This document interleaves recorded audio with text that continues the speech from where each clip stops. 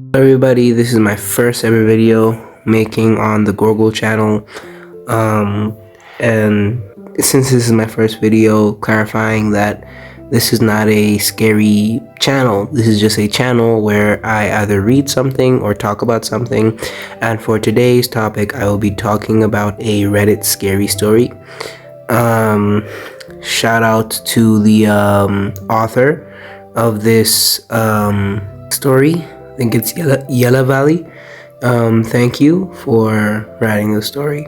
Now, let's get into this. About 10 years ago, I was recently divorced and living alone in a one-bedroom apartment. This place was clean and the rent was decent. One of those places that had a doorman. I felt safe here. I was alone and loving it. I focused on my career and not on my clingy ex-husband. Things were finally looking up for me. At the time I was working pretty late at the office and would often stumble into my apartment sleep deprived in the early hours of the morning and wake up by 6:30, 7ish to start the day.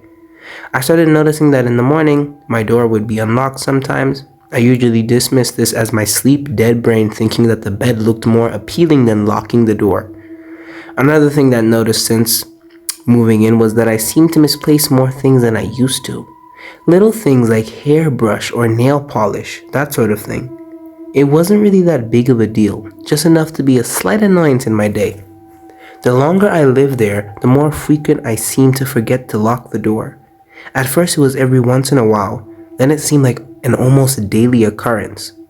More things went missing, things like pictures, shaving razors, and most disturbingly, my underwear. This went on for long enough that I started to get a little paranoid. I started to take the time at night to make sure the door was locked.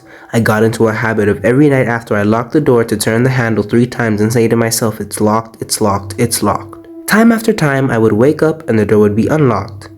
One time, I even tried staying up all night to watch the door, but I ended up falling asleep in my chair. I decided that my mind was not reliable enough to stay up all night, so I invested in a video camera. I went all out and bought the fanciest camera that I could get my hands on. So one night, I set the camera up facing the door. I hid the camera under a pile of towels on the floor. I locked the door and went to bed. When I woke up, my apartment looked normal. Nothing missing that I could see. I decided to check the tape. I fast forwarded through hours of footage, not seeing anything. I was just about to give up when I noticed the handle of the door jitter. Then it slowly crept open. A figure slid through the half-open door and walked towards the camera.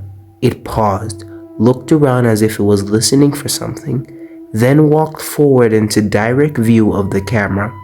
I paused the camera, the hairs on my arms and the back of my neck starting to rise. I was staring directly into the face of the maintenance man of the building. I could see those big thick glasses and curly hair.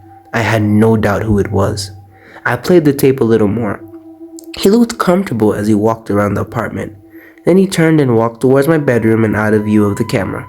I didn't know what to do. Sobbing, I called the police. I tried to explain over the phone but couldn't. Soon enough, 2 officers arrived at my doorstep. I told them everything and showed them the tape. I remember seeing the blood drain from their faces.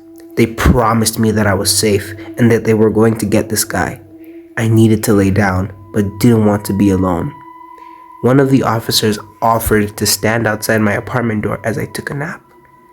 As I was laying in bed, unable to sleep, but too drained to move, something kept nagging at me. I laid there for a few minutes, tossing and turning, unable to get comfortable or rest. My mind was racing. Then a realization slowly washed over me and chilled me to the bone. We watched the tape and saw that man enter my room, but we never saw him leave. I froze, then started shaking. I needed to get to the front door. I sat up and looked around the room. I couldn't see anyone. I swung my legs over the side of the bed cautiously. My feet hit the cold wood floor and I felt warm breath on my ankles. I raced out of my apartment as fast as I could and to the safety of the police officer. He called for backup. They found the man under my bed, clutching a knife and a Polaroid camera. Yeah, that's it. That's the story for today. Since this is my first video, I try to keep it short and simple. and less mistakes will be made along the way. Hopefully next video it's not something scary, but yeah. By the way, my intro and outro is the only time I'll be making this stuff. Everything that will be talked about is just what the main topic is in the video, and you'll come from what you came here for. Gorgle out.